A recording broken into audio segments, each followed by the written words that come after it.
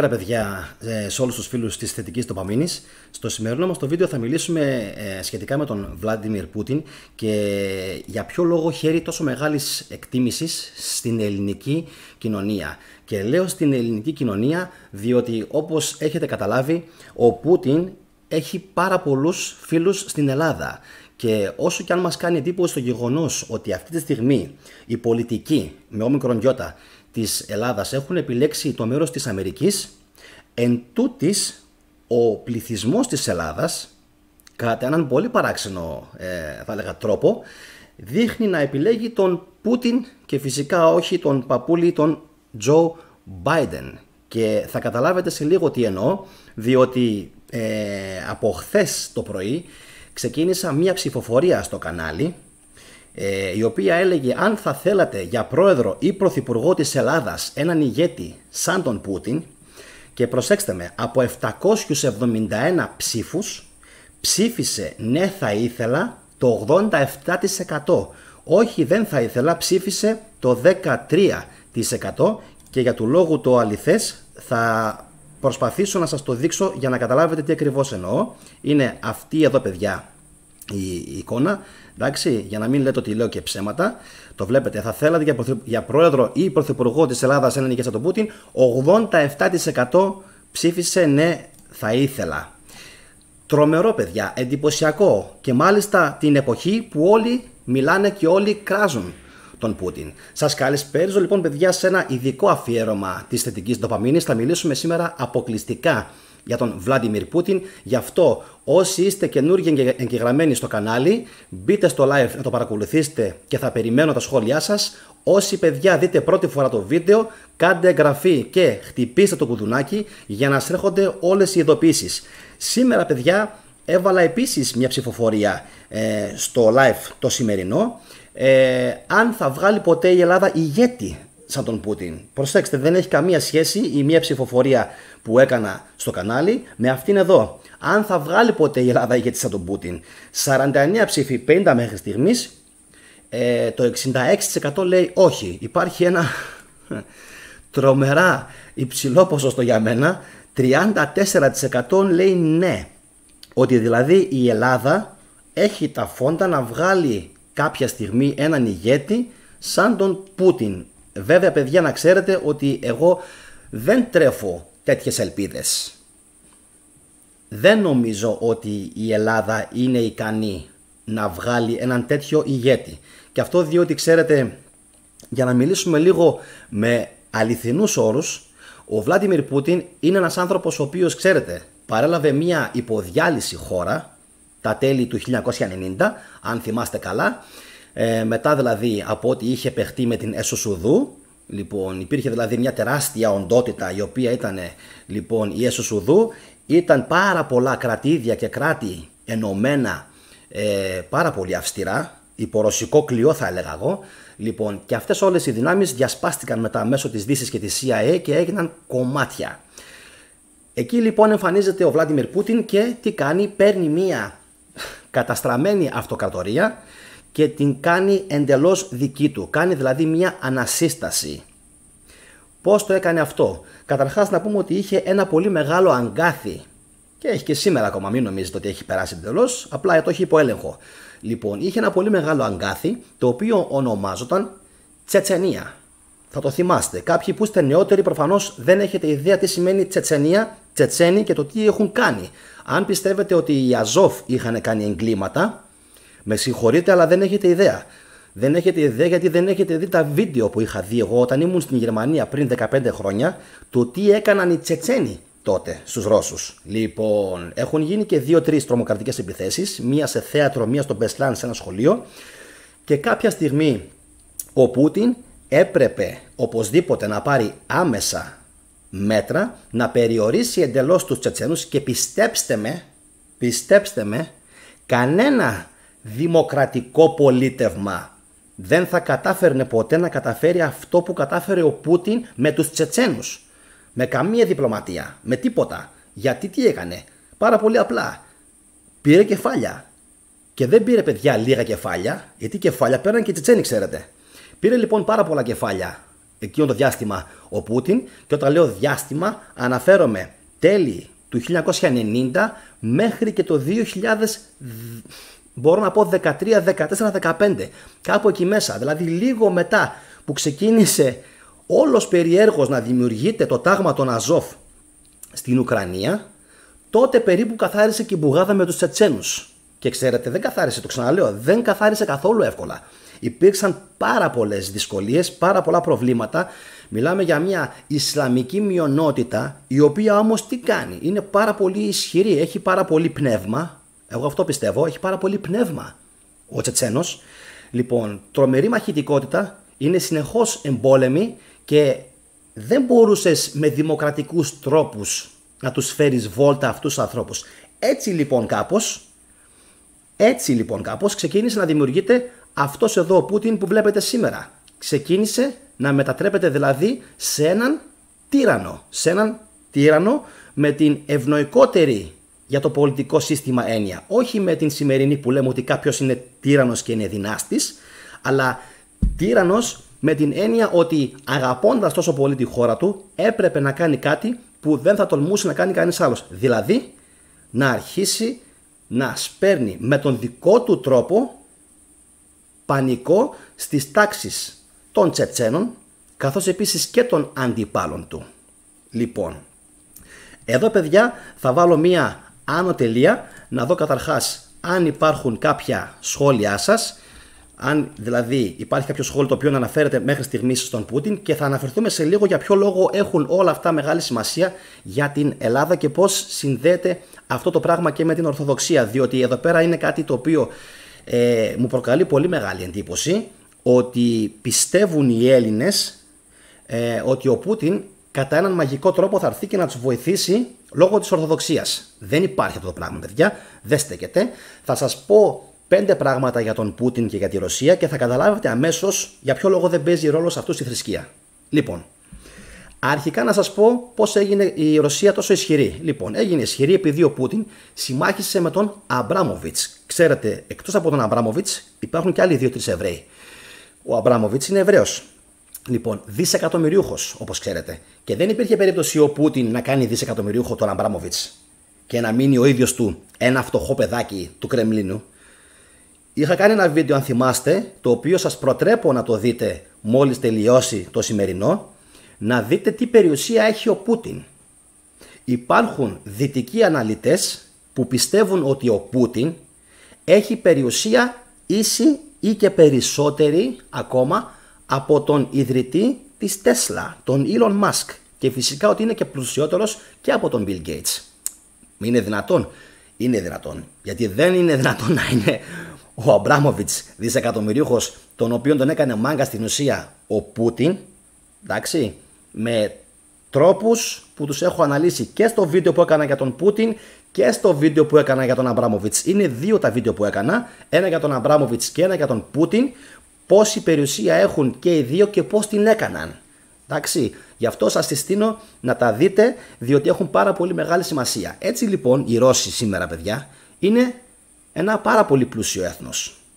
Μπορεί να μην έχουν την ανταγωνιστική δύναμη που έχουν οι Κινέζοι, αλλά έχουν τώρα προφανώς και λόγω του ορυκτού τους πλούτου. Και καλώς ή κακώς ο ορυκτός τους πλούτος είναι κάτι που δεν τους κάνει να μασάνε. Λοιπόν, άνω τελεία. Σας είπα πριν για την Ορθοδοξία. Μα πώς ρε παιδιά?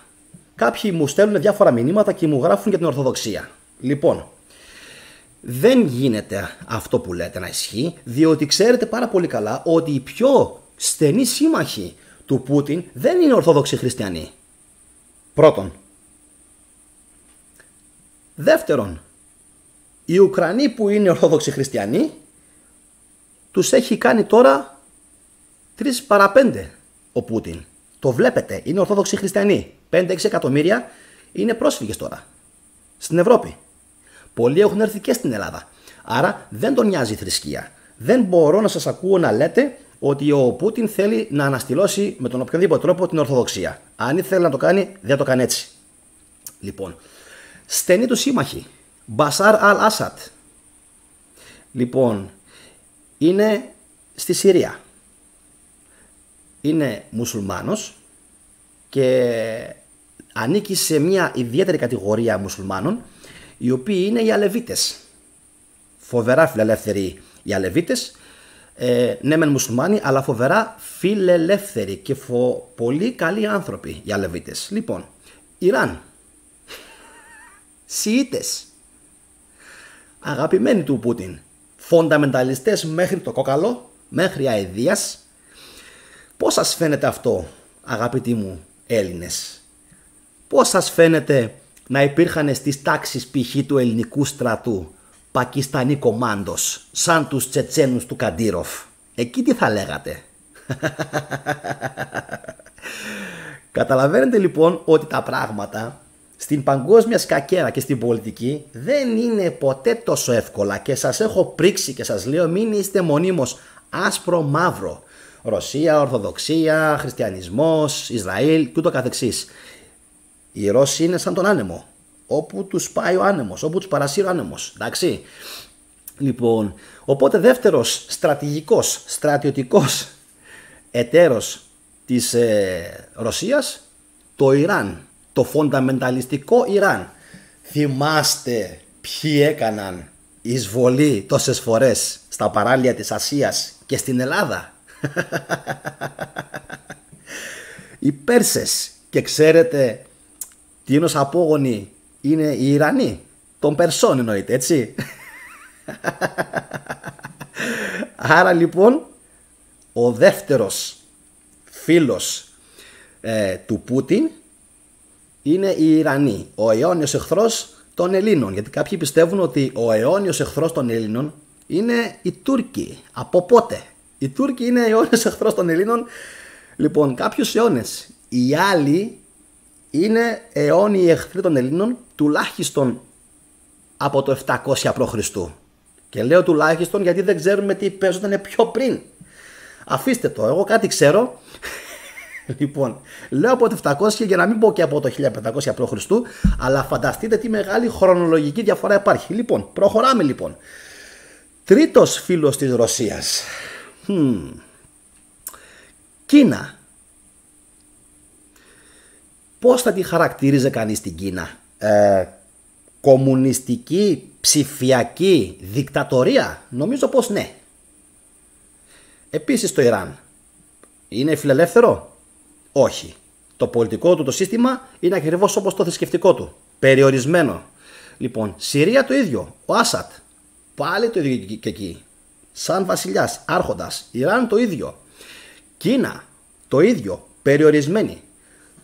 Πάμε παρακάτω. Καλές σχέσεις η Ελλάδα με την Κίνα. Τέταρτο φιλικό κράτος. Το Αφγανιστάν. Λοιπόν, μέχρι στιγμής βλέπετε δεν έχω διαβάσει τα σχόλιά σας, γιατί σας παίρνω λίγο έτσι πυροβολάω αβέρτα για να καταλάβετε, πρώτον για να μην χάσω τη ροή μου και δεύτερον για να καταλάβετε πόσο σημαντικά είναι αυτά που λέμε σήμερα. Γιατί αν θέλεις να έχεις έναν ηγέτη σαν τον Πούτιν, φίλε συνέλληνα Ορθόδοξε Χριστιανέ, θα πρέπει παράλληλα, δυστυχώς ή ευτυχώς, να πρέπει να κάνεις και κάποιες φιλικές και μάλιστα πολύ φιλικές σχέσεις με το Ισλάμ. Τέταρτη λοιπόν δύναμη, το Αφγανιστάν. Όπως λοιπόν καταλαβαίνετε, Ταλιμπάν, έτσι. Και εκεί μιλάμε για άλλη φάση. Άλλη φάση. Βάλτε μια οντελεία για το Ταλιμπάν. Βασικά ανοίξτε μια παρένθεση για τους Ταλιμπάν. Έχουμε πολλά να πούμε για τους Ταλιμπάν στο μέλλον. Πάρα πολλά. Θα πούμε πράγματα για τους Ταλιμπάν και για τους Παστούν που θα σας πέσει το σαγόνι. Πολλά πράγματα θα πούμε. Και για τους Ταλιμπάν και για τους Παστούν. Και για τους επιγόνους του Μεγάλου Αλεξάνδρου που κάπου εκεί κοντά ήταν. Για να δούμε λίγο αν υπάρχει ακόμα το ελληνικό το γονίδιο. Αν έχει επιβιώσει ή αν έχει εξαλειφθεί. Λοιπόν, ένας ακόμα εταίρος της Ρωσίας, παιδιά, είναι η Λευκορωσία. Πέμπτος. Εντάξει, σχεδόν ίδια ράτσα. Λοιπόν, δεν έχουμε να πούμε κάτι το ιδιαίτερο. Πέραν του γεγονότος ότι αποφάσισαν να πάνε με αυτούς, με τους Ρώσους, παρά με την Ευρώπη, οι Λευκορώσοι. Εντάξει, Λευκορώσοι. Το λέει και το όνομα της λέξης, δεν χρειάζεται να πούμε παραπάνω. Λοιπόν, έκτος σε εισαγωγικά φίλος, Βόρεια Κορέα. Βόρεια Κορέα. Επίσης μη φιλελεύθερο καθεστώς. Επίσης πείνα, φτώχεια, κομμουνισμός, θεοκρατία. Και εδώ μάλιστα φτάνουμε στο σημείο να λέμε θεοκρατία τι? Την λατρεία του αυτοκράτορα. Είναι φοβερό αυτό δεν υπάρχει. Νομίζω πως αυτό ξεπερνάει την αρχαία Ελλάδα, την αρχαία Αίγυπτο, την αγάπη για τον Μέγα Αλέξανδρο, την αγάπη για τον Άμονα, την αγάπη για τον Όσιρη. Εδώ μιλάμε τώρα, παιδιά, για την απόλυτη τρέλα. Έτσι, Βόρεια Κορέα. Φανταστείτε λοιπόν ότι αυτή είναι αυτή τη στιγμή που μιλάμε τώρα, εντάξει, λίγο και οι Ινδοί, η πιο σημαντική στρατιωτική, το ξαναλέω, στρατιωτική, στρατηγική, ίσως και ενεργειακή εταίροι της Ρωσίας του Βλαντιμίρ Πούτιν, μαζί με το Καζακστάν φυσικά και το Αζερμπαϊτζάν, που παίζουν τρομερό ρόλο. Και φυσικά να μην ξεχάσω να πω, λοιπόν, οι φίλοι μας, οι απέναντι, οι Τούρκοι, εδώ τι γίνεται τώρα? Εδώ τι γίνεται? Χαμός, οι Τούρκοι.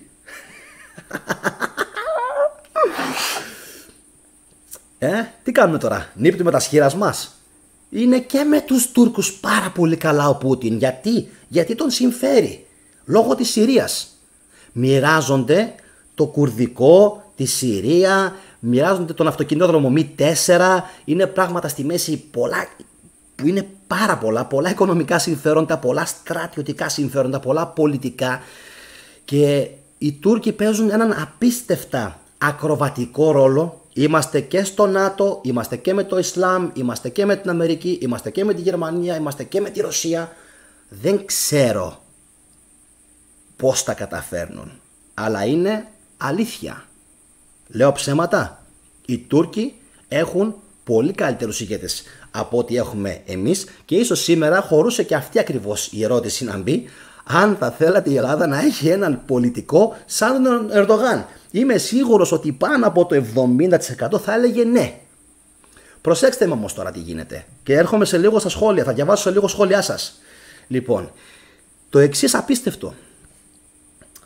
Αυτούς τους ανθρώπους τους δένει κάτι. Τους δένει κάτι. Τι είναι? Είναι η αυταρχία. Χρησιμοποιούν την εξουσία με πάρα πολύ αυταρχικό τρόπο. Θα λέγαμε με την αρχαιοελληνική έννοια με τυραννικό τρόπο. Δηλαδή, αγαπάω τη χώρα μου, εννοείται, και ο Ερντογάν την αγαπάει, και δεν δέχομαι πάρα πολύ να παρισφρίσεις ξένε στα δικά μου τα συμφέροντα. Εγώ θα επιλέξω τι θα κάνω. Θα φάω το κεφάλι μου, θα το φάω. Η τουρκική λίρα, παιδιά, αν δεν το πήρατε χαμπάρι, εσείς που κράζετε όλοι τον Μητσοτάκη, πάρτε μια ανάσα λίγο, πάρτε μια ανάσα. Κράξτε, αλλά πάρτε μια ανάσα και ακούστε λίγο τι θα σας πω. Η λίρα πέρσι ήταν περίπου $1 9 με 10 λίρες τουρκικές. Σήμερα, 8 Ιουνίου, η λίρα είναι $1 17 και 27 λίρες. 17,27 λίρες. Το καταλαβαίνετε αυτό το πράγμα? Κατρακυλάει η οικονομία της Τουρκίας γιατί ο Ερντογάν έχει αποκλείσει τη χώρα από όλους τους δημοκρατικούς θεσμούς, από την Ευρώπη. Το ΝΑΤΟ είναι έτοιμο σχεδόν, έχει ετοιμάσει την κλωτσιά και την πότα να τον διώξει από το ΝΑΤΟ, γιατί είναι πάρα πολύ καλά και με τους Ρώσους και σου λέει κάτσε εσύ τι θα κάνεις τώρα? Θα είσαι μια από εδώ μια από εκεί, θα παίρνεις από όλους, θα παίρνεις 3 δις από τη Γερμανία, θα παίρνεις από την Ευρώπη, θα παίρνεις από την Αμερική και θα παίρνεις και από τη Ρωσία? Περίμενε, εντάξει, κάτι δεν μας λες καλά. Λοιπόν, οπότε, για να έρθω και στα σχόλιά σας, για να είσαι όπως είναι ο Βλαντιμίρ Πούτιν, παιδιά, ηγέτης, θα πρέπει να κάνεις παραχωρήσεις. Θα πρέπει να γίνεις σκληρός, αν θέλετε τέτοιο ηγέτη στην Ελλάδα, δεν ξέρω. Θα πρέπει να φας κόσμο που θα σου πάει κόντρα, επιχειρηματίες, εφοπλιστές, να εξαφανίσεις τις οικογένειές τους. Όλα αυτά τα πράγματα, το καταλαβαίνετε αυτό? Θα πρέπει να γίνεις έτσι, αλλά παρόλα αυτά με εντυπωσιάζει, δεν ξέρω και βέβαια αν τα ξέρετε αυτά όλα που σας τα λέω ή όχι, με εντυπωσιάζει πάρα πολύ το γεγονός ότι 87% θα τον θέλανε για ηγέτη και μάλιστα για να ανοίξω λίγο και τα σχόλια υπήρχε πάρα πολλοί κόσμος που έλεγε π.χ. ότι τον θέλουν τον Βλαντιμίρ Πούτιν πάρα πολύ ακριβώς επειδή αγαπάει τόσο πολύ. Κάνω scroll down τώρα για να βρω λίγο αυτό το οποίο σας έλεγα. Ακριβώς επειδή αγαπάει τόσο πολύ την χώρα του. Προσέξτε λίγο. Έχουν δηλαδή οι περισσότεροι στο μυαλό τους αυτό που τους αρέσει στον Πούτιν είναι ότι αγαπάει τη χώρα του. Έχει φιλοπατρία. Δηλαδή τι γίνεται εδώ πέρα. Τι γίνεται εδώ. Οι πιο πολλοί δηλαδή τι πιστεύουν. Ότι το ελληνικό το σύστημα είναι διαφθαρμένο και ότι και στη Ρωσία είναι διαφθαρμένο. Και ότι στην ουσία τι γίνεται, δεν υπάρχει κάποιος όπως ο Πούτιν να βάζει το συμφέρον της πατρίδας του πάνω από τον οποιονδήποτε Ρώσο, διπλωμάτη, ολιγάρχη, εφοπλιστή, επιχειρηματία, βιοτέχνη, ακόμα και πολιτικό του αντίπαλο. Εντάξει. Λοιπόν, γι' αυτό και πάρα πολλοί γράψανε στα σχόλια ότι π.χ. η Χρύσα μου έγραψε αληθινός πατριώτης που σέβεται και τιμά την πατρίδα του, τους προγόνους του και φυσικά τα παντελόνια που φοράει. Ο Γρηγόρης Δούρτσης μου έγραψε γιατί είναι μάγκας και είναι ηγέτης και στηρίζει την χώρα του. Μπορεί ο Πούτιν να είναι τύραννος, τουλάχιστον είναι αληθινός πατριώτης για τη χώρα του. Μου γράφει ο JL Γιάννης. Μανώλης Σταφυλάκης είναι πατριώτης και πραγματικός ηγέτης, έναν παρόμοιο ψάχνει και η Ελλάδα, έναν αληθινό άνθρωπο του Θεού, χριστιανό, ορθόδοξο. Για το τελευταίο λίγο, έναν καλό άνθρωπο χριστιανό ορθόδοξο. Ξέρεις, αδερφέ, ο Πούτιν δεν είναι τίποτα κανένας Άγιος. Εντάξει, αυτή τη στιγμή που μιλάμε τώρα, αν υπήρχε ένα ποινολόγιο με ποινές λόγω των ανοσιουργημάτων που έκανες, νομίζω ότι ο Πούτιν μαζί με κάποιους άλλους, λοιπόν, θα ήταν στην κορυφή. Γιατί δυστυχώς ή ευτυχώς πρέπει να είσαι σαν τον Ρέιμοντ Ρέντινγκτον. Δηλαδή, αναγκαίο κακό. Πρέπει να κάνεις για να είσαι καλός ηγέτης. Αυτή είναι η αλήθεια για την οποία ήρθατε σήμερα στο βίντεο και θα την ακούσετε. Για να είσαι λοιπόν καλός ηγέτης και αγαπητός στη χώρα σου, ναι, πρέπει να κάνεις τα πράγματα που δεν θέλει ή δεν μπορεί να τα κάνει κάποιος άλλος. Την βρώμικη δουλειά. Ναι. Γι' αυτό είναι μάγκας. Είναι μάγκας γιατί κάνει τη βρώμικη δουλειά. Όταν θα πρέπει να πει το ναι, αφανίστε, θα αφανίσει. Λοιπόν, συνεχίζω. Άλλο σχόλιο. Λίβα, έτσι λέγεται νομίζω ο χρήστης. Και εγώ τον αγαπάω, λέει, έχεις δίκιο. Μου θυμίζει ένα πολύ στενό μου, δεν θα πω παραπάνω, έναν θείο μου, ο οποίος έχει αποβιώσει πλέον και ούτω καθεξής. Της βγάζει δηλαδή κάτι πάρα πολύ θετικό. Αφροδίτη Μουστάκα, μεγάλος ηγέτης. Λοιπόν, η Λένη έγραψε ένα σχόλιο το οποίο είναι πάρα πολύ καλό. Το οποίο έχει ως εξής, αυτό που έλεγα πριν, γιατί νομίζουν ότι θα τους δώσει την πόλη. Πάρα πολύ έξυπνο το σχόλιο. Είναι αυτό που έλεγα πριν. Έτσι, γιατί νομίζουν ότι θα τους δώσει την πόλη. Επόμενο, η οικογένεια Πιτσαπυρδούλας λέει ποιος τον αγαπάει. Και φυσικά αμέσως μπόρεσα να αντιτάξω το γεγονός ότι στην ψηφοφορία που έγινε από 771 ψήφους το 87% περίπου έλεγε ότι θα ήθελε έναν ηγέτη σαν τον Πούτιν. Γεγονός που αποδεικνύει άμεσα ότι ο κόσμος τον αποδέχεται και τον αγαπάει. Λοιπόν, πάμε λίγο παιδιά να δούμε κάποια σχόλια τα οποία κάνετε αυτή τη στιγμή στο live. Ο Γρηγόρης μου γράφει όλα τα κόμματα είναι προσκυνημένα. Αλλιώς δεν μπορούν ούτε καν να δημιουργηθούν. Αναφερόμενος φυσικά στο πολιτικό σύστημα της χώρας. Λοιπόν, επόμενο σχόλιο. Γρηγόρη, δεν χρειάζεται ανάλυση αυτό. Νομίζω ότι οι Έλληνες είναι μπουχτισμένοι από το 80 και μετά περίπου. Μόνο αυτό θα αρκεστώ να πω. Αλλά όπως έχω πει και σε προηγούμενο μου βίντεο, το πελατειακό σύστημα ξέρουμε πάρα πολύ καλά ποιος το εξυπηρέτησε. Έτσι. Λοιπόν, αυτό που λες για την βοήθεια του Πούτιν λόγω ορθοδοξίας που πιστεύουν οι Έλληνες ότι θα γίνει, γίνεται λόγω των προφητιών του Αγίου Παϊσίου.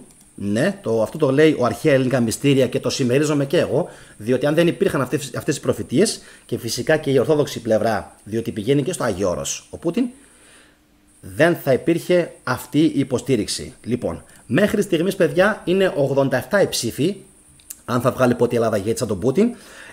Για να μην σας κουράσω, εγώ είμαι με το όχι. Εγώ είμαι με το όχι και θα σας πω σε λίγο γιατί. Γιατί πρώτον, το πολιτικό σύστημα είναι τέτοιο, εντάξει. Και δεύτερον, διότι αποκλείεται να μπορέσει η Ελλάδα, που αυτή τη στιγμή που μιλάμε τώρα οι νεοέλληνες είναι πραγματικά στον κόσμο, θα έλεγα, πάρα πολύ δύσκολο να βγάλουν έναν τέτοιο καλό ηγέτη. Λοιπόν, για να συνεχίσω λίγο να δω αν υπάρχει κάποιο άλλο σχόλιο. Λοιπόν, η Ηλιάνα γράφει: η εγκληματικότητα, η μαφία και το εμπόριο ναρκωτικών λευκή σαρκός πάει σύννεφο και γίνεται απροκάλυπτα μπροστά στα μάτια σου. Δεν υπάρχουν ηγέτες με αξίες. Για ποιον λόγο μιλάμε? Πάρα πολύ ωραίο σχόλιο και νομίζω ότι αυτό το σχόλιο θα το καρφιτσώσω, Ηλιάνα μου, τέρμα πάνω, διότι είναι ακριβώς έτσι. Και γενικότερα, να ξέρεις, Ηλιάνα, αυτές οι χώρες, δεν θα έλεγα τόσο πολύ εγκληματικότητα, όσο θα έλεγα μαφία και ναρκωτικά και λευκή σάρκα. Αυτά τα τρία πιστεύω ότι είναι πάρα πολύ ψηλά στην ατζέντα αυτών των χωρών, ιδιαίτερα του Ανατολικού Μπλοκ. Και πιστέψτε με κάτι που θα σας το πω τώρα. Δεν θα θέλατε να είστε Ανατολικό Μπλοκ. Μου το είπε και ο Ace αυτό πριν από λίγο καιρό, μου το είπε και ο Γερόλυμος, ότι θα θέλατε να είστε Ανατολικό Μπλοκ. Τότε για ποιο λόγο η Ελλάδα δεν μπήκε ποτέ στο Ανατολικό το Μπλοκ? Ήμασταν η μόνη χώρα, και θα έλεγα και βαλκανική, που την γλίτωσε στο τσαφ και δεν γίναμε παρακρατήδιο των Ρώσων. Κοντέψαμε να γίνουμε, δεν γίναμε. Και η αλήθεια είναι ότι δεν ξέρω τι θα είχαμε απογίνει, πώς θα ήμασταν, έτσι. Ο Γιάννης: για τους πολιτικούς υπάρχουν συμφέροντα και όχι ιδεολογίες και για πολλούς ο θεός τους είναι το χρήμα. Δεν είναι μόνο οι πολιτικοί, Γιάννη, που θέλουν το χρήμα, είναι και όλοι οι υπόλοιποι. Δεν υπάρχει, παιδιά, κανένας στην κοινωνία μας σήμερα που να μην τρελαίνεται για το χρήμα. Έτσι, κανένας. Βιοτέχνες, έμποροι, ηθοποιοί, βλέπετε καθόλου τι γίνεται, έτσι. Πιστεύω ότι βλέπετε τι γίνεται. Επίσης βλέπετε πόσα διάφορα πράγματα συμβαίνουν τριγύρω μας μόνο για το χρήμα. Πιστεύω ότι από τις οικογενειακές τραγωδίες που συμβαίνουν τώρα τελευταία έχετε καταλάβει το τι συμβαίνει. Και μου γράφει η Ηλιάνα σχετικά με το Ανατολικό το Μπλοκ, και οι χώρες της Βαλτικής, από ό,τι κατάλαβα, ήταν κατά κείμερια, γιατί λέει ότι έχω πάει, Γιάννη, τα είδα, και Λιθουανία στο Ταλίν που πήγε, τα ίδια και εκεί. Λοιπόν, οπότε, αγαπητή μου Ηλιάνα, όπως καταλαβαίνεις, είναι τρομερά δύσκολο να βγάλεις έναν ηγέτη σαν τον Πούτιν χωρίς κόστος.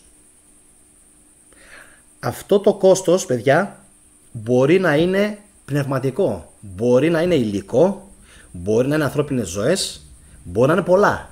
Βέβαια, προσέξτε με, η χώρα σου θα αρχίσει να σκίζει, θα πηγαίνει σούπερ, θα έχεις, δηλαδή σκεφτείτε τώρα, έτσι, από το 98-99, 2000, πότε μίλησε γερμανικά στην Γερμανική Βουλή, κάπου εκεί μέσα. Και μου λέει ο αδερφός μου, από τότε ξεκίνησε να τους δουλεύει ψηλό γαζί ο Πούτιν. Λοιπόν, διότι αυτό το χαμογελάκι που βλέπετε, λοιπόν, γιατί τους έλεγε ότι όλα καλά, μην επεκταθείτε και εγώ θα κάτσω φρόνημα. Βέβαια, φταίνε και οι άλλοι. Δεν έκατσαν φρόνημα, αλλά δεν έκατσε και αυτός φρόνημα. Και καλά έκανε. Μαγκιά του. Και για μένα μαγκιά του έκανε. Μαγκιά που το έκανε και δεν έκατσε φρόνημα. Αναπτύχθηκε ενεργειακά, τεχνολογικά, στρατιωτικά. Λοιπόν, το 14-15 έκανε και τη μαγκιά εκεί με την Κριμαία. Ο αδερφός μου το είχε πει ότι εφόσον έγινε το πρώτο βήμα με την Κριμαία, θα γίνει και το δεύτερο, το οποίο είναι κρακ, κάθοδος Λουγκάνσκ και Ντόνετσκ, να πάρει δηλαδή και την ανατολική πλευρά της Ουκρανίας. Μου έλεγε είναι ζήτημα χρόνου που θα γίνει. Λοιπόν, και υπάρχουν μέχρι και κάποιοι οι οποίοι πιστεύουν ότι αυτό εκεί το ερπετοειδές ο Ζελένσκι είναι επίτηδες βαλτά τοποθετημένος εκεί πέρα, από ποιον δεν ξέρω, για να προκαλεί τον Πούτιν. Και μαντέψτε λίγο κάτι το οποίο θα σας στείλει. Τώρα που μιλάμε, και ήθελα να κάνω ξεχωριστό βίντεο για αυτό το πράγμα, αλλά θα το πω τώρα, δεν πειράζει, τι θα γίνει. Λοιπόν, ένα βίντεο λιγότερο. Λοιπόν, τώρα που μιλάμε, ποιος κερδίζει? Μου το έγραψε και ο Ace, μου το έγραψε και ο Κώστας, μου το έγραψαν πάρα πολλοί παιδιά. Ποιος κερδίζει? Κερδίζει η Ρωσία, οι Άραβες και οι Αμερικάνοι. Γιατί τώρα δίνουμε εμείς 2.30 και οι Γερμανοί πλέον δίνουν 2.30. Μου το γράψατε και κάνετε λάθος για τη Γερμανία. Η Γερμανία έδινε πάντα παραδοσιακά 50 με 70 λεπτά λιγότερο για τη βενζίνη. Δηλαδή όταν η Γερμανία έδιναν ένα 10, ένα 20, εσύ εδώ έδινες ένα 70, ένα 80, ένα 90. Τώρα όμως μετά την ρωσική εισβολή, μου το έγραψε και ένας φίλος αυτό και το απάντησα εγώ, ότι εγώ πήγα Γερμανία το Μάιο και το είδα και έβγαλα και φωτογραφία και την ανέβασα στην κοινότητα. Το θυμάστε? Αν δεν το είδατε, δέστε το στην κοινότητα. Λοιπόν, εκεί που βάζω τις φωτογραφίες, 2.20, 2.30 και εκεί τους έτσουξε πάρα πολύ η ρωσική εισβολή. Πάρα πολύ. Και εμάς εδώ μας πονάει, αλλά αυτούς εκεί τους πονάει πιο πολύ. Και ξέρετε γιατί? Γιατί αυτόν οι επιχειρήσεις, τα σπίτια, οι οικοδομές, τα πάντα είναι βασισμένα στο ρωσικό αέριο και στο πετρέλαιο. Εμείς εδώ πάλι ήμασταν λίγο πιο καλά. Παίρναμε και από τους Άραβες, είμαστε πιο κοντά βλέπετε. Αυτοί είναι μπαμ στην ευθεία. Ουκρανία, Πολωνία, τι άλλες χώρες διαπερνούν η αγωγή και φτάνει η Γερμανία. Αυτούς τους έτσουξε πάρα πολύ το γεγονός ότι οι Ρώσοι τους έχουν μειώσει και έχουν κλείσει τη στρόφιγγα. Πάρα πολύ τους πείραξε. Εντάξει, χωρίς να σημαίνει κάτι αυτό, γιατί μιλάμε για άλλα δεδομένα οικονομικά. Μην το ξαναπείτε ότι αυτοί εκεί παίρνουν 1.500 και 2.000. Το ξέρουμε, ξέρουμε και εμείς τι παίρνουμε και ξέρουμε και εκείνοι τι παίρνουν, παιδιά. Δεν είμαστε χαζοί, το ξέρουμε. Εμείς λέμε τα αυτονόητα όμως, ότι αυτοί παίρνανε παλιά 1.500 και 2.000, αλλά δίνανε ένα 10 και ένα 20 στη βενζίνη. Την ώρα που εσύ έδινες ένα 60, ένα 70, ένα 80. Εντάξει, αυτό λέμε εμείς τώρα, ότι έχει έρθει το πράγμα και έχει ισορροπήσει. Μπαμ, είναι εδώ. Αυτό έχει γίνει. Γι' αυτό και βλέπουμε να υπάρχει αυτή η ταραχή στην Ευρώπη. Λοιπόν, πάμε. Ο Ζαχαράτος της Ουκρανίας είναι ο Ζελένσκι, λέει ο Δημήτριος Γιαβρίδης. Λοιπόν, νομίζω ο φίλος που το είχε πει το σχόλιο το προηγούμενο που σας έλεγα είναι ο Νίκ Λέον. Για να δούμε λίγο τι γράφει ο Νίκ Λέον. Δεν θα βγάλει, φίλε μου, ποτέ έναν τέτοιο ηγέτη η Ελλάδα. Και αυτό γιατί δυστυχώς αυτή είναι η μοίρα του μικρού και αδύναμου. Το είπες πολύ καλά. Μικρού και αδύναμου.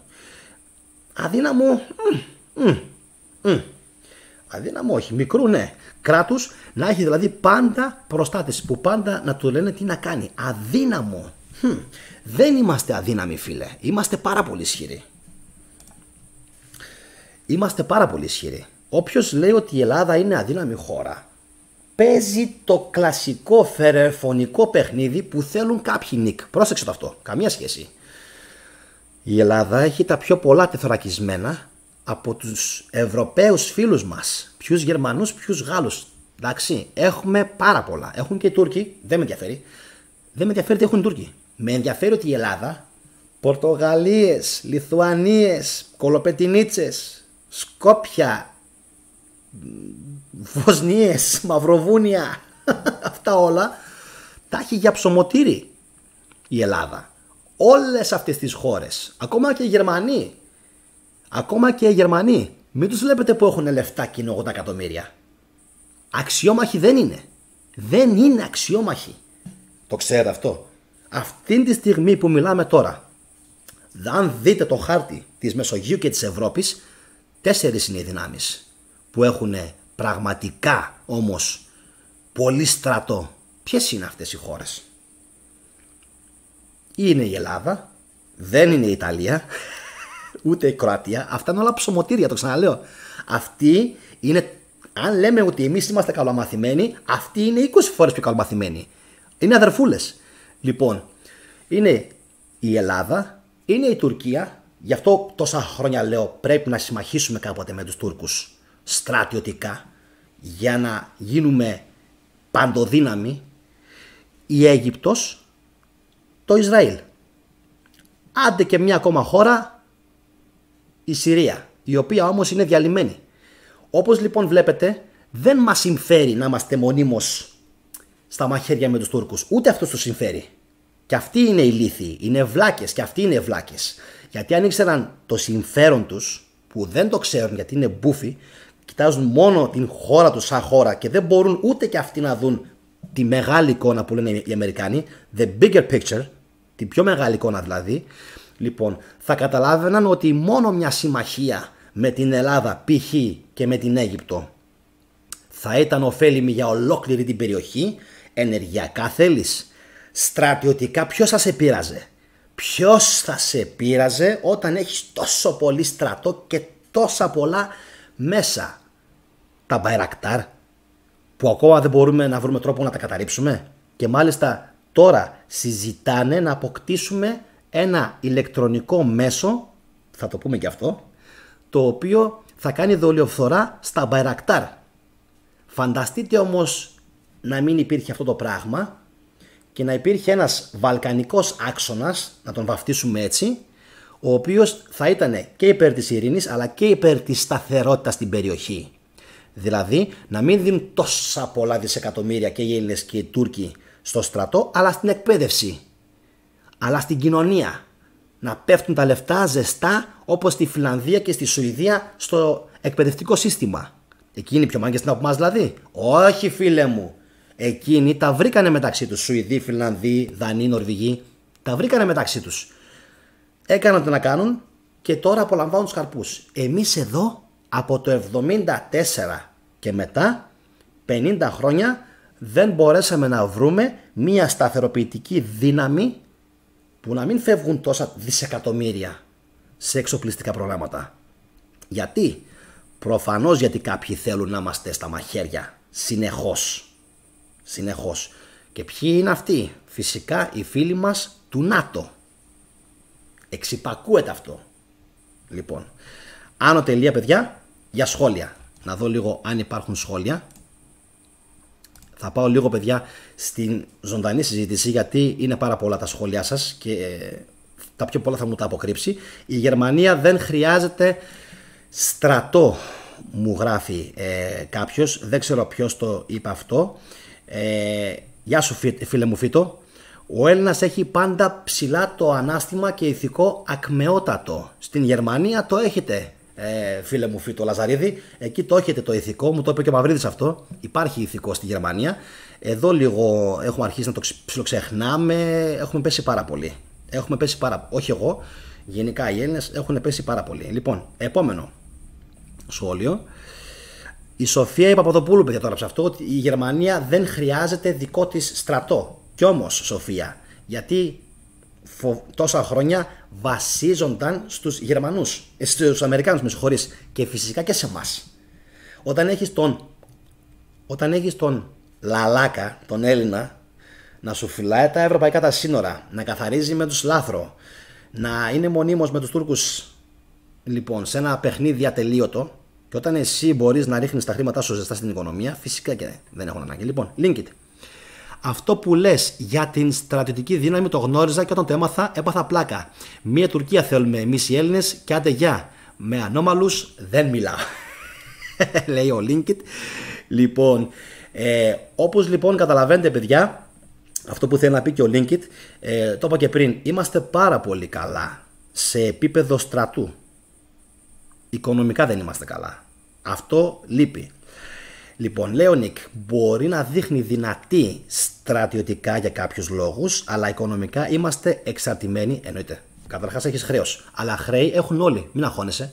Μην αγχώνεσαι καθόλου. Αν δεις το χρέος της Αμερικής, θα λιποθυμήσεις. Είναι κάτι τρισεκατομμύρια. Οπότε μην αγχώνεσαι. Αυτά που λένε για το χρέος, όλοι έχουν χρέος, παιδιά. Όλοι. Τώρα, σε ποιον το έχουν το χρέος, θα το πούμε σε επόμενο επεισόδιο. Δεν είναι επί του παρόντος. Λοιπόν, μην πας μακριά, κάποτε η Εθνική Τράπεζα της Ελλάδος έγινε Εθνική Τράπεζα. Γιατί την πήρανε οι Rothschild. Δεν ξέρω αν την πήρανε οι Rothschild. Έχω κάνει βίντεο ότι μην Μην τους δίνετε πολύ αξία τους Ρόθσιλντ. Λοιπόν, δεν ξέρω ποιοι την πήραν την Εθνική Τράπεζα της Ελλάδος. Αυτό που λες, όντως κάποια στιγμή έφυγε το της Ελλάδος. Το είχα δει και εγώ αυτό σε ένα περιοδικό. Λοιπόν, επόμενο σχόλιο. Ισχύει ακόμα ο όρος μεγάλες δυνάμεις, μου γράφει ο Αρχαία Ελληνικά Μυστήρια. Ναι, εννοείται πως ισχύει. Τουλάχιστον, πάντως η Γερμανία δεν είναι μεγάλη δύναμη. Είναι μεγάλη οικονομική δύναμη. Μεγάλη δύναμη δεν είναι η Γερμανία. Μεγάλη δύναμη είναι το Πακιστάν, είναι το Ιράν, είναι οι Ρώσοι, είναι οι Ινδοί, είναι οι Αμερικάνοι φυσικά, είναι οι Γάλλοι. Οι Γερμανοί, αν μπορέσουν τα χρήματα κάποια στιγμή να τα μεταστοιχειώσουν σε στρατό, που το απέφχομαι, ναι, αλλά προς το παρόν όχι. Λοιπόν, πάμε.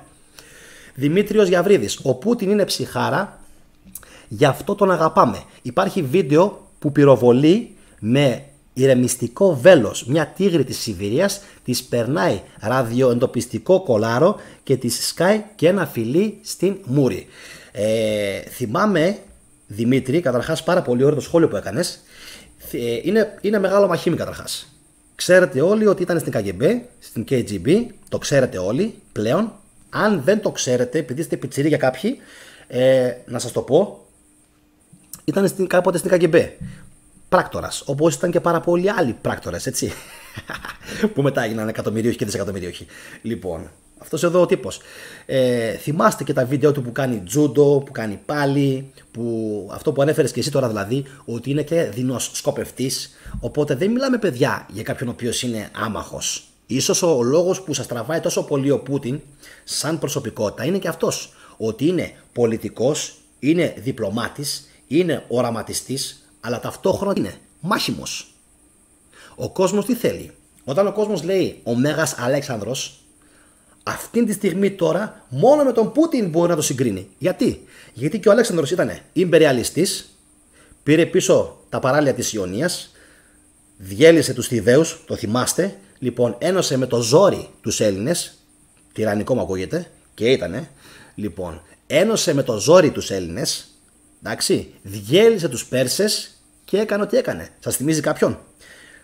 Πρώτη γραμμή στη μάχη, αναλυτής, φοβερός, γιατί δεν έχουμε πει ακόμα το τι έκανε. Εσείς ξέρετε μόνο 2-3 περιπτώσεις, παιδιά, μάχες. Γαυγάμιλα, λοιπόν, Γρανικός και Περσέπολης. Όχι, παιδιά, δεν είναι έτσι. Ο Αλέξανδρος έκανε πάρα πολλά πράγματα ενδιάμεσα, τα οποία ο κόσμος δεν τα ξέρει. Ξέρετε, δεν το λένε ιστορικοί τυχαία ότι ήταν ένα τεράστιο κεφάλαιο της ιστορίας από άποψη στρατηγικής.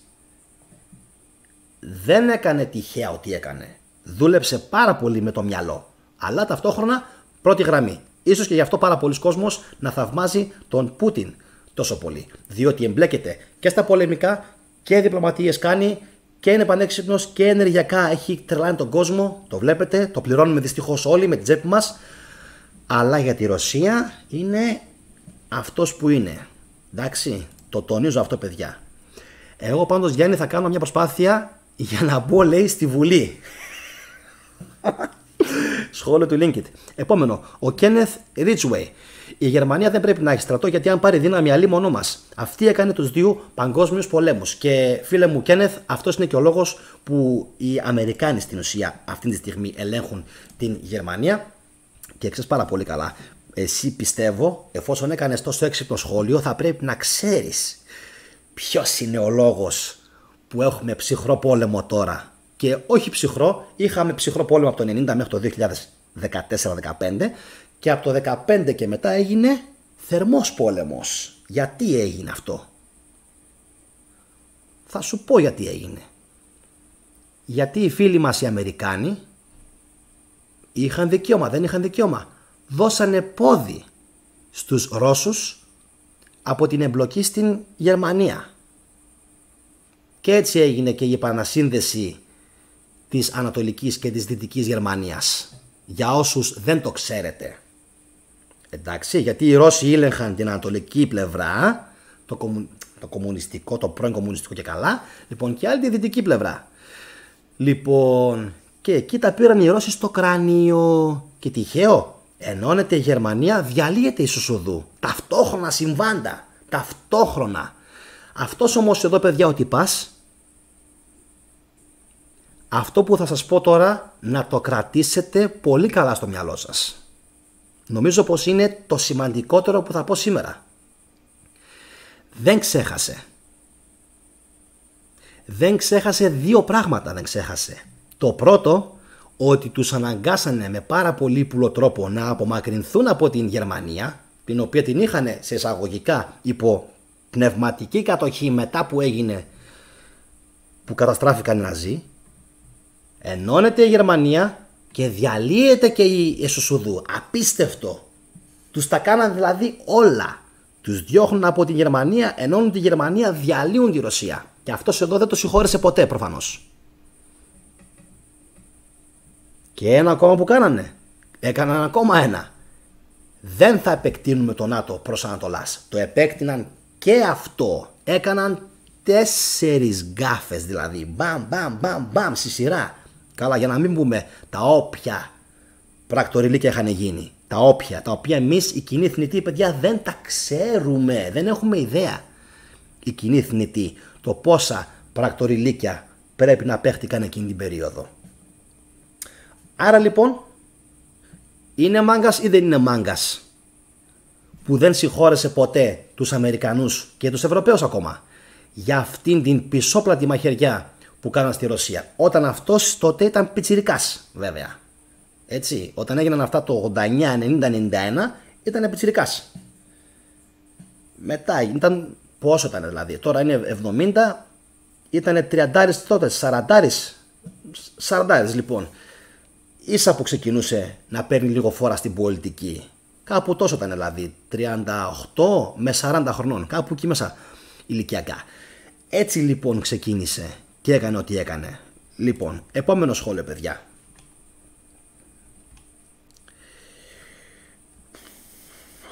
Να δω, παιδιά.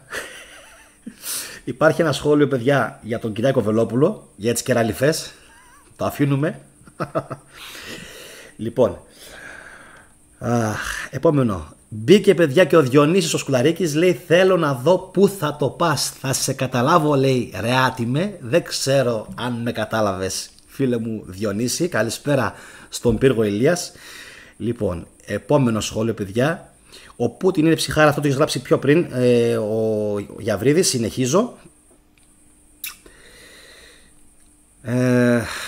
Ηθικών ακμεότατων μαζί με μονοθεϊστική φασιστική θρησκεία δεν πάνε μαζί. Σταύρο μου, κάθε μέρα μαλώνω με αυτούς. Δεν μπορώ να βγάλω άκρη. Κάθε μέρα. Το ηθικό των αρχαίων βασιζόταν στην δόξα, το κατόρθωμα, τα ήθη και όχι σε οπλικά συστήματα, υπερχρέωση και χειραγώγηση. Όπα.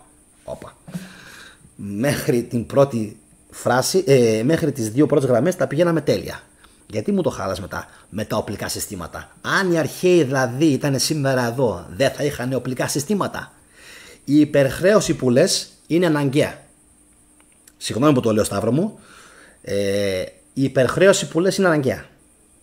Γιατί αν παίρνουν οι Τούρκοι και δεν παίρνεις εσύ, θα σε φάνε.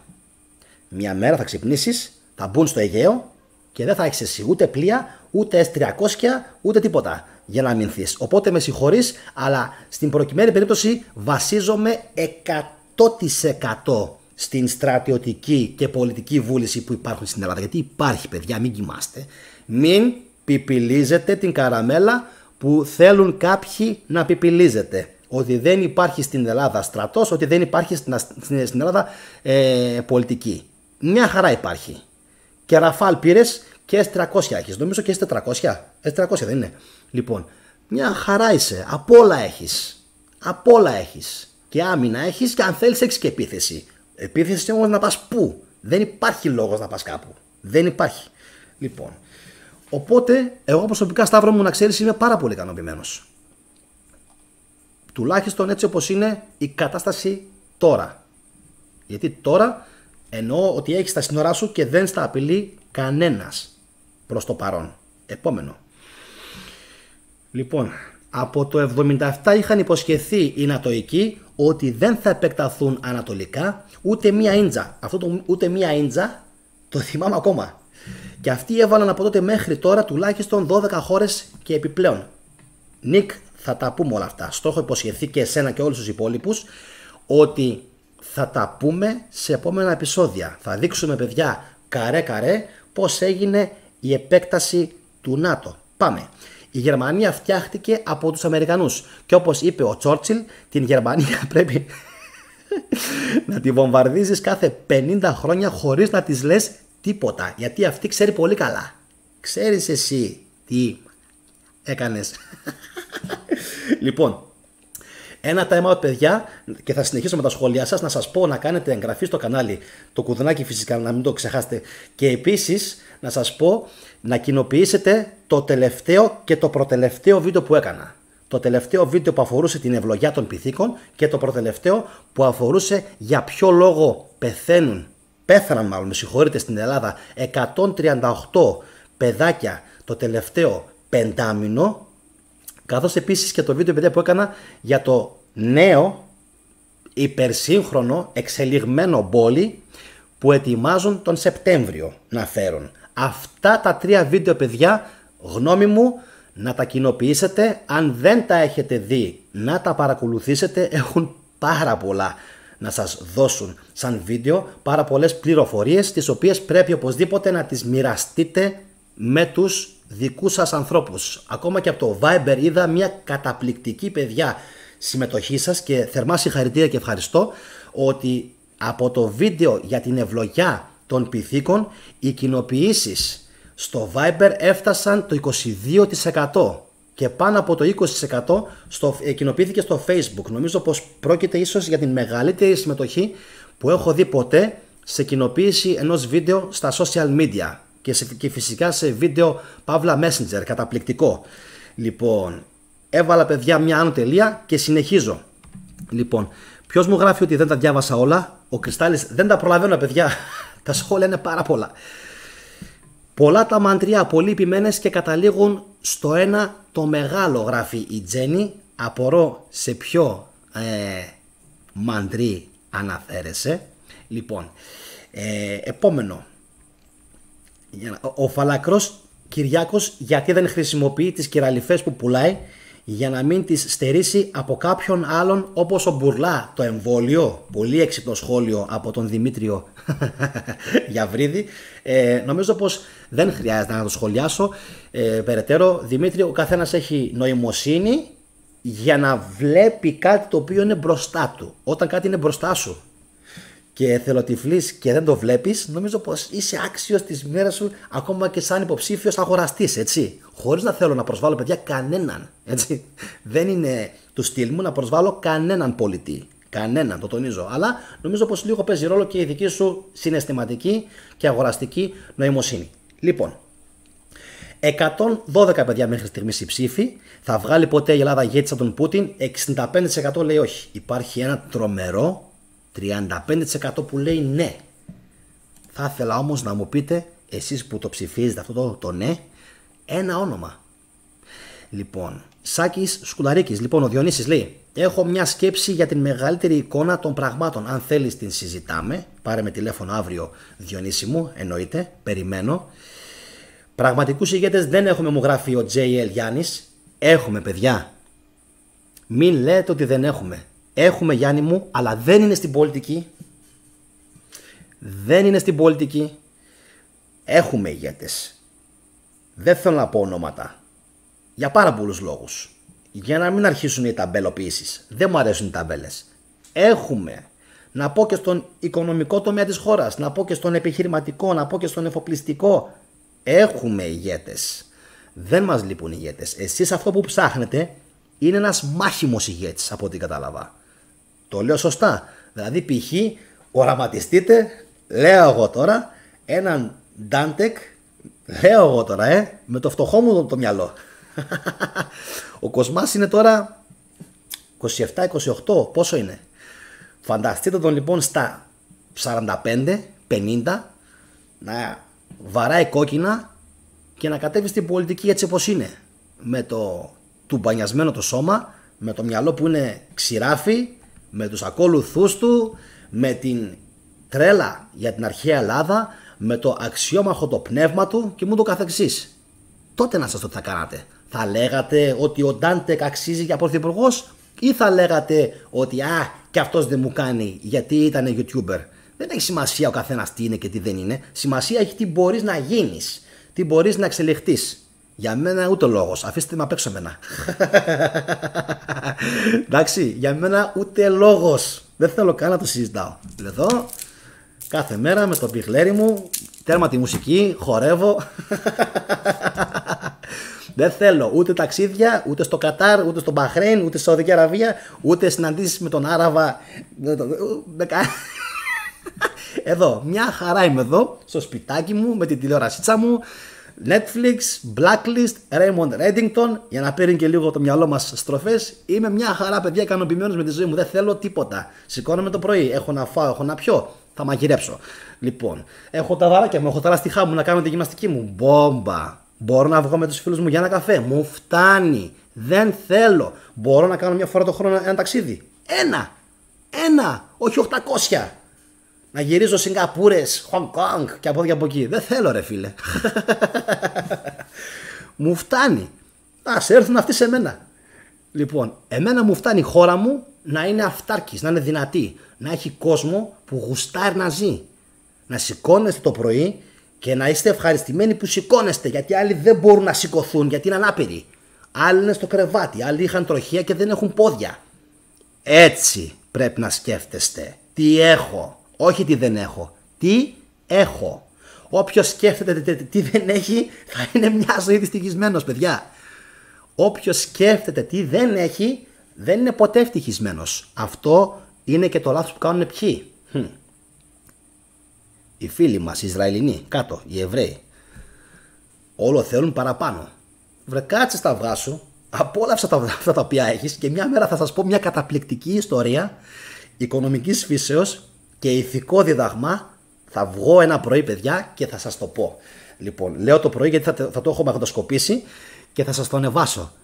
Λοιπόν, από το πρωί θα είναι μια ιστορία, παιδιά, οικονομικής φύσεως που θα σας αρέσει πάρα πολύ. Και θα δείξει για ακόμα μια φορά το πόσο ο μάγκας μπορεί πολλές φορές να είναι ο Έλληνας. Λοιπόν, συνεχίζω όμως να διαβάσω ακόμα ένα-δύο σχόλια, παιδιά, λίγο πριν κλείσουμε το σημερινό, το άκρος για μένα απολαυστικότατο live. Λοιπόν, επόμενο. Η Τζένι Τζανάκη λέει: Πούτιν, σε θαυμάζω πολύ. Γεια σου, Τζένι, δεν είσαι η μόνη που τον θαυμάζεις πολύ. Ο φίλος μου, ο κύριος ο Γιώργος Αποστολόπουλος. Γιάννη, πες του φίλου που μίλησε για υπερχρέωση.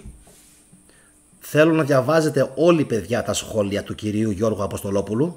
Τον θεωρώ επίτιμο μέλος στο κανάλι. Αν μπορούσα θα το βάζα και σαν όρο. Ότι αυτή τη στιγμή στην Τουρκία ο πληθωρισμός είναι στο 60%. Νομίζω διάβασα λίγο παραπάνω πριν από λίγο. 70%, κύριε Γιώργο. Και τα διαθέσιμα συναλλαγματικά αποθέματα των τραπεζών είναι σχεδόν μηδενισμένα. Το ακούσατε αυτό?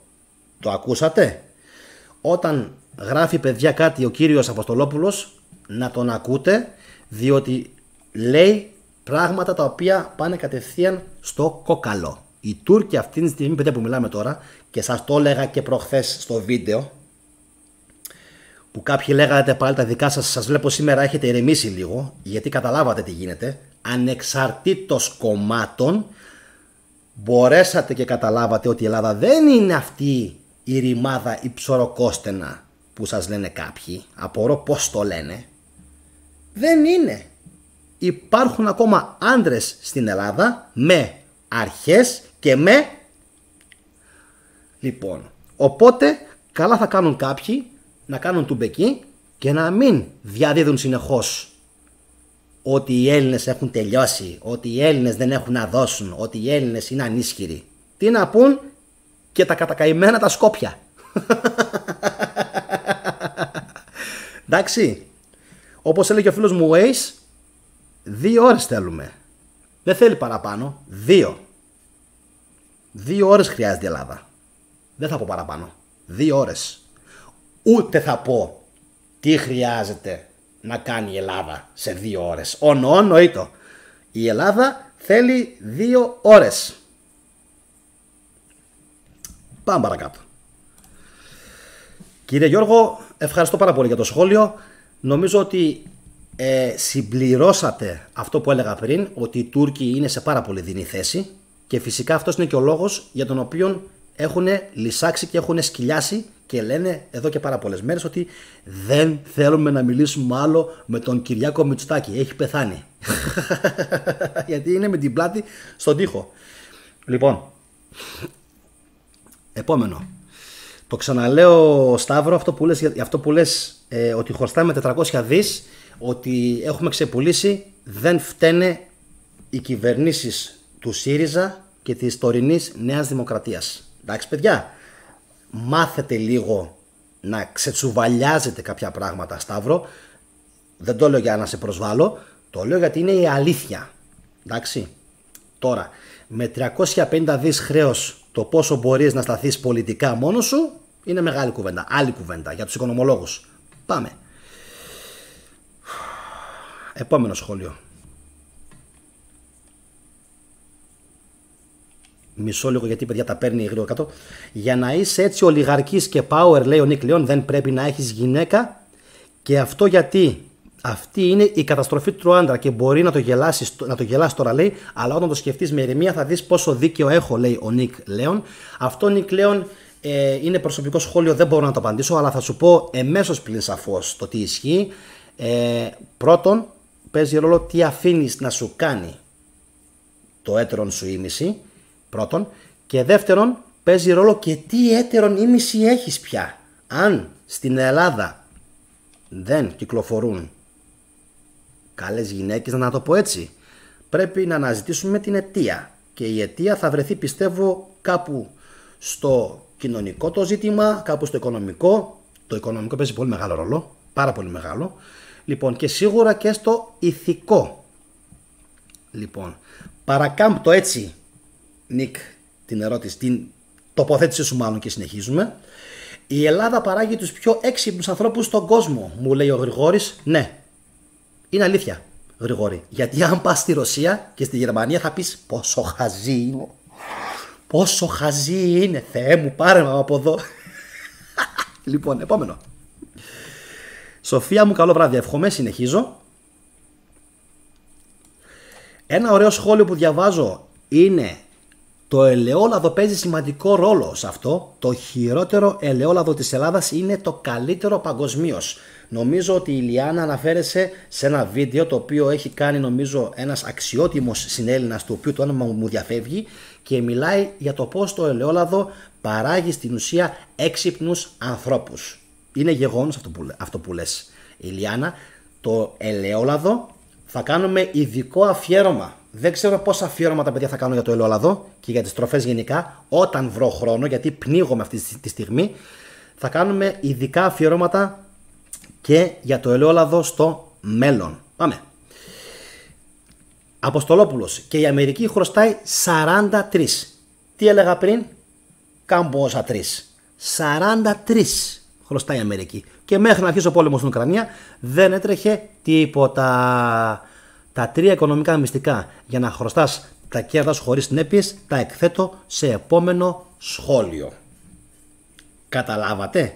Μέχρι να γίνει ο πόλεμος στη Ρωσία ήταν όλα μέλι γαλάς στην Αμερική. Άρα 43 εκατομμύρια το χρέος. Αλλά δεν τρέχει τίποτα, όλα καλά. Μόλις όμως έγινε η επέμβαση, η στρατηγική που έκανε ο Πούτιν στην Ρωσία, άλλαξαν τα πάντα και ακρίβαιναν τα πάντα και εκεί. Λοιπόν, για ποιο λόγο? Δεν θα κλείσω το live, κύριε Αποστολόπουλε, θα περιμένω να γράψετε αυτά τα τρία οικονομικά μυστικά που είπατε παραπάνω. Λοιπόν, συνεχίζουμε. Ώρες λέει γίνεσαι μακάκας, ρε φίλε. Αν δεν έχει σημασία το επάγγελμα, τότε γιατί ηρωνεύεστε τον Βελόπουλο?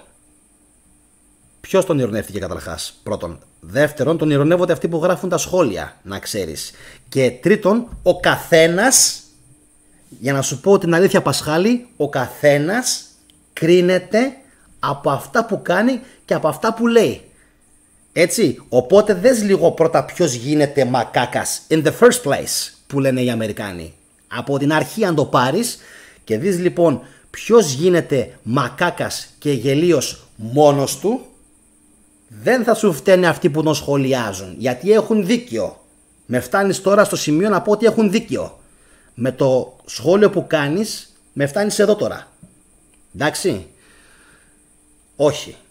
Γιατί κάποια πράγματα πρέπει να τα απαντάμε. Λοιπόν, εγώ είδες, το άφησα μέχρι εκεί. Εσύ ήθελες τώρα να ακούσεις και τη συνέχεια.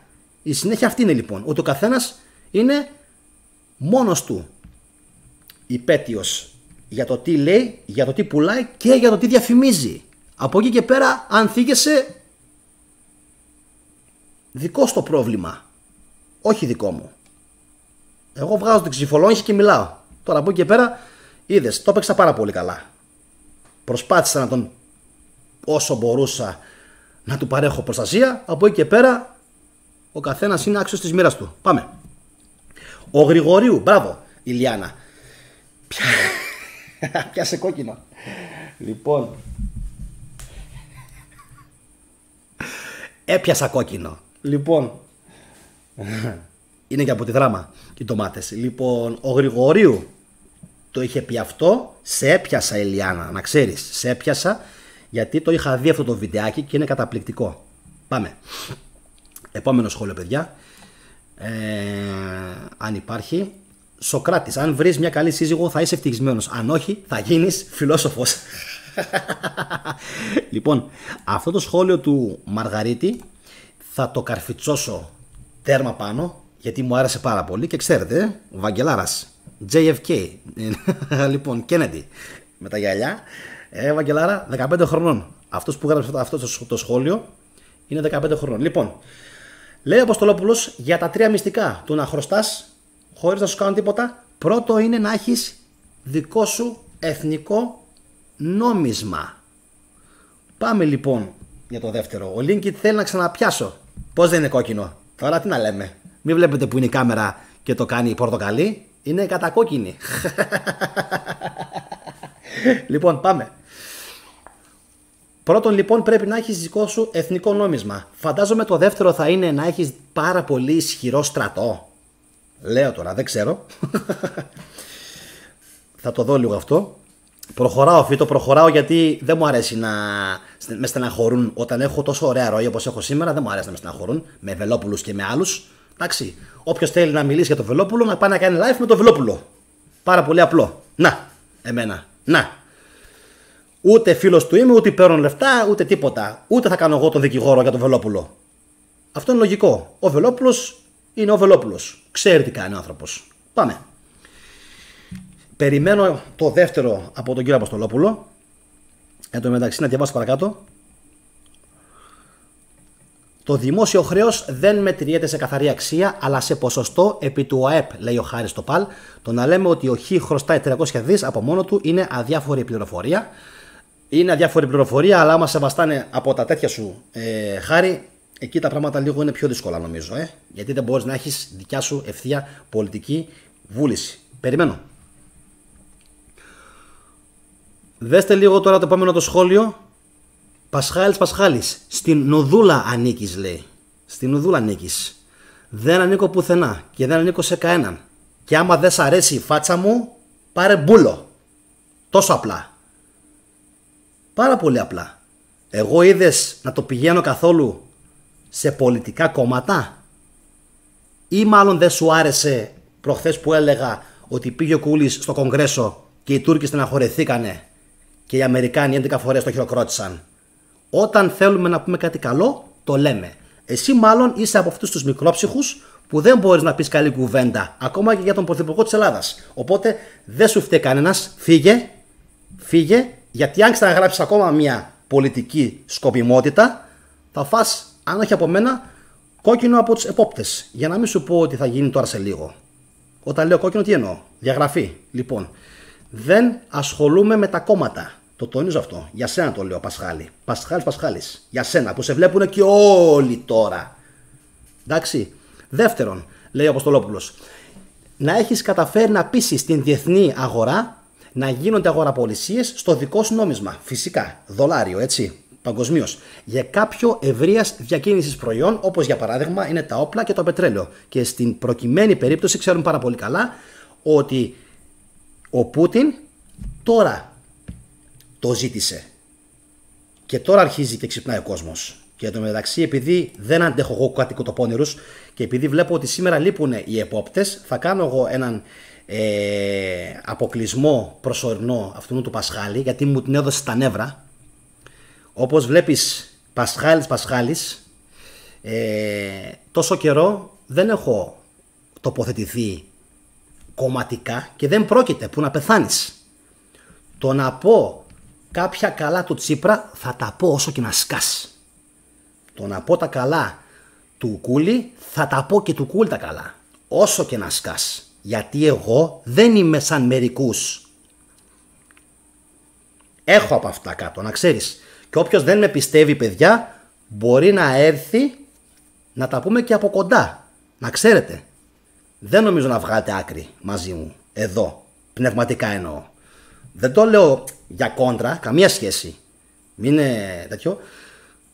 Το λέω ότι δεν ασχολούμαι κομματικά. Όποιος κάνει καλό για την Ελλάδα θα ακούσει καλά σχόλια από μένα. Όποιος δεν κάνει, δεν θα ακούσει. Λοιπόν, όπως θα κάνω και ένα βίντεο αύριο μεθαύριο για τον Παναγιωτόπουλο, τον Υπουργό Εθνικής Αμήνης. Πάλι έκανε μια μαγκιά. Και θα καταλάβετε τι έκανε. Όπως έχω μιλήσει θετικά και για τον Πιερακάκη. Λοιπόν, συνεχίζουμε. Τυχαίνει, παρένθεση κάνω στο σχόλιο του Αποστολόπουλου, τυχαίνει τώρα να κυβερνάει η Νουδού. Αν το έχετε καταλάβει. Τυχαίνει. Οπότε ασχολούμαστε με το τι περνάνε αυτοί. Με το τι κάνουν αυτοί. Το ότι ασχολούμαστε όμως με αυτούς δεν σημαίνει ότι τοποθετούμαστε και εκεί πέρα κομματικά. Όπου θέλω ανήκω. Και λευκό μπορώ να ρίχνω. Εσύ, Πασχάλη, που μπαίνεις κουτοπώνερα και μου λες στην Ουδούλα ανήκεις, ξέρεις που ανήκω. Κοίτα με, εδώ ανήκω. Έτσι. Γιατί αυτό ήθελες να ακούσεις. Ανήκω εδώ. Δηλαδή στο κέντρο. Πάμε παρακάτω. Λοιπόν, να τον αφήσω να εκφραστεί, ναι. Να πει τις κοτσάνες του. Τρίτον, το σχόλιο του Αποστολόπουλου. Να κρατάς τον μεγαλύτερο όγκο του χαρτονομίσματος που έχεις εκδώσει εκτός των συνόρων της χώρας σου, ώστε να μην έχεις ανεξέλεγκτα αυξανόμενο εσωτερικό πληθωρισμό. Το καταλάβατε αυτό? Φανταστείτε ότι έκατσα και έκανα όχι φίλε, θα τον αποκλείσω γιατί φέρθηκε πολύ ύπουλα. Δεν μπορώ εγώ τους ύπουλους. Κοίταξε, παντελόνια. Θέλω παντελόνια. Όποιος φοράει φουστίτσες φεύγει κατευθείαν. Γι' αυτό είχα βάλει και επόπτες. Να ξέρεις, όποιος φοράει φούστες φεύγει. Δεν αντέχω εγώ τις φούστες. Λοιπόν, στην Ουδούλα ανήκεις. Μόνο που το έγραψε έτσι, έχω φουντώσει τώρα. Τον πούλο δρόμο. Λοιπόν, το ξαναδιαβάζω, παιδιά. Να κρατάς τον μεγαλύτερο όγκο του χαρτονομίσματος που έχεις εκδώσει εκτός των συνόρων της χώρας. $, δηλαδή. Ώστε να μην έχεις ανεξέλεγκτα αυξανόμενο εσωτερικό πληθωρισμό. Αυτός είναι ο τρόπος με τον οποίο έχουν καταφέρει οι Αμερικάνοι να επικρατήσουν στην παγκόσμια σκακέρα. Και ο Πούτιν τώρα με τον πόλεμο στην Ουκρανία είπε ότι θέλω ρούβλια. Τώρα, το 22. Άρα τόσο καιρό τι συνέβαινε? Ευρώ, $, τι υπήρχε? Και τώρα ξαφνικά που ξεσηκωθήκαν οι Ρώσοι και θέλουν να πάρουν στη διεθνή σκηνή την θέση που τους αξίζει, έχουν προκαλέσει παγκόσμιο σοκ. Καλά να πάθει Δύση. Αυτή είναι η άποψή μου, κύριε Γιώργο Αποστολόπουλε, και μπράβο για τα 3 τα σχόλια. Δεν είχα ιδέα. Νομίζω πως και στα 3 θα πρέπει να κάτσω να τα ξαναδιαβάσω μόλις τελειώσει το live, γιατί δεν τα ήξερα. Δεν είμαι σχετικός τόσο πολύ με την οικονομολογία και ευχαριστώ πάρα πολύ για τα σχόλια. Κομφούκιος, μισό λίγο. Ο ανώτερος άνθρωπος έχει απαιτήσεις από τον εαυτό του. Ο κατώτερος άνθρωπος από τους άλλους. Ευάγγελος Μαργαρίτης, 15 χρονών. Εντάξει. Λοιπόν. Ο ανόητος άντρας κλαίει όταν οι τσέπες του είναι τρύπιες. Ο έξυπνος άντρας ξύνει τα τέτοια του. Σχόλιο από την Ηλιάνα. Φοβερό. Λοιπόν. Κάπου εδώ, παιδιά, τι λέει ένα τελευταίο σχόλιο? Ακόμα κι αν είναι Σκοτσέζος και φοράει κιλτ θετικέ. Λοιπόν, φοβερό το σχόλιο του Δημήτρη. Λοιπόν, παιδιά, όπως καταλάβατε, δεν δέχομαι σχόλια πολιτικής τοποθέτησης. Το έχω πει από την πρώτη μέρα ότι όποιος κάνει σχόλια πολιτικής τοποθέτησης θα παίρνει πάρα πολύ γρήγορα τον μπούλο. Μπαμ, έτσι. Καρατόμηση στο δευτερόλεπτο. Το ότι κάθομαι και εξηγώ κάποια χαρακτηριστικά θετικά του Κούλη ή του Τσίπρα ή του Κοτζιά ή οποιοδήποτε άλλον ή του Καμένου, άλλο αυτό. Όπως σήμερα ο Καμένος που βγήκε και είπε στον Ερντογάν και στον Τσαβούσογλου, και μπράβο του, έλα εδώ είμαστε να σας λιώσουμε. Αυτό το είπε ο Καμένος. Θα μου πεις είναι πολιτικός, είναι 1002 άλλα. Δεν με ενδιαφέρει. Το είπε. Το είπε και θα παίξει και τώρα στα τουρκικά ΜΜΕ. Γιατί μας έχουν τρελάνει αυτές τις μέρες με προβοκάτσια και προπαγάνδα οι Τούρκοι. Λοιπόν, αυτό το είπε ο Καμένος. Τι είπα να πει, ότι είμαι. Πώς λέγανε αυτούς. Έχω ξεχάσει και πώς λέγανε το κόμμα του Καμένου. Λοιπόν, τι είμαι λοιπόν, ανήκω στον Καμένο? Όχι, εγώ το λέω. Για σένα, Πασχάλη, το λέω. Για σένα, πουλάκι μου γλυκό. Ανήκω στο κέντρο. Και να ξέρεις ότι στο κέντρο που ανήκω τώρα εγώ δεν υπάρχει κανένα κόμμα. Δεν υπάρχει. Και ξέρεις γιατί δεν υπάρχει? Θα σου το πω πάρα πολύ σιγανά. Γιατί αδιαφορώ παντελώς. Δεν με ενδιαφέρει καθόλου η πολιτική. Ασχολούμαι μαζί της. Δεν με ενδιαφέρει η πολιτική για μένα. Για μένα, για τον Γιάννη δεν με ενδιαφέρει να βγάλω εγώ κάτι από αυτήν. Εντάξει. Λοιπόν, οπότε μη με τσικλάτε με ηλιθιότητες. Επόμενο σχόλιο. Οι στρατιωτικές δαπάνες είναι μια παράδοξη μορφή επένδυσης στην μακροοικονομία. Δεν συμβάλλουν απευθείας στην αύξηση του ακαθάριστου εθνικού προϊόντος, λέει ο Αποστολόπουλος, όμως δημιουργούν αίσθημα εθνικής ασφάλειας. Εννοείται και το συνεχίζει μετά. Γι' αυτό και Γιώργο, και πείθουν ιδιώτες επενδυτές να επενδύσουν σε παραγωγή βιομηχανικών και καταναλωτικών αγαθών. Λοιπόν, όπως καταλαβαίνεις Γιώργο, και νομίζω πως το έχουν καταλάβει και όλοι πλέον στο κανάλι, αυτός είναι και ο λόγος που οι Αμερικανοί έχουν τέτοια τρελαμένη πολεμική στρατιωτική μηχανή. Νομίζω ότι δεν θα μπορούσε διαφορετικά να δουλέψει το αμερικανικό οικονομικό μοντέλο. Αυτό πιστεύω. Λοιπόν, εγώ ανήκω στα 7 αδέλφια, λέει, φοβερή ψισταριά. Το γράφει ο Διονύσης ο Σκουλαρίκης. Λοιπόν, παιδιά, Έλληνες για την πατρίδα. Μου γράφει ο Μαργαρίτης. Λοιπόν, παιδιά, πολύ μεγάλο το βίντεο. Μου άρεσε πάρα πολύ. Ξεφύγαμε λίγο με τον Πασχάλη γιατί έκανε ένα σχόλιο το οποίο ήταν πολιτικό και ήταν άσχετο παντελώς. Νομίζω πως όλα τα υπόλοιπα τα καλύψαμε πάρα πολύ καλά. Πιστεύω για τον Βλάντιμιρ Πούτιν και για ποιο λόγο η Ελλάδα χρειάζεται έναν ηγέτη σαν και αυτόν και για ποιο λόγο πιστεύω πως δεν θα τον έχει στο άμεσο μέλλον. Τώρα, τα υπόλοιπα τα σχόλια που κάνετε που αναφέρετε κάποια πολιτικά ονόματα αυτή τη στιγμή τώρα, αναφέρετε κάποια ονόματα και τα βλέπω, τα διαβάζω, τα οποία εγώ δεν θέλω να τα διαβάσω. Λοιπόν, με αφήνουν αδιάφορο. Θα πω μονάχα καλά μυαλά να έχετε.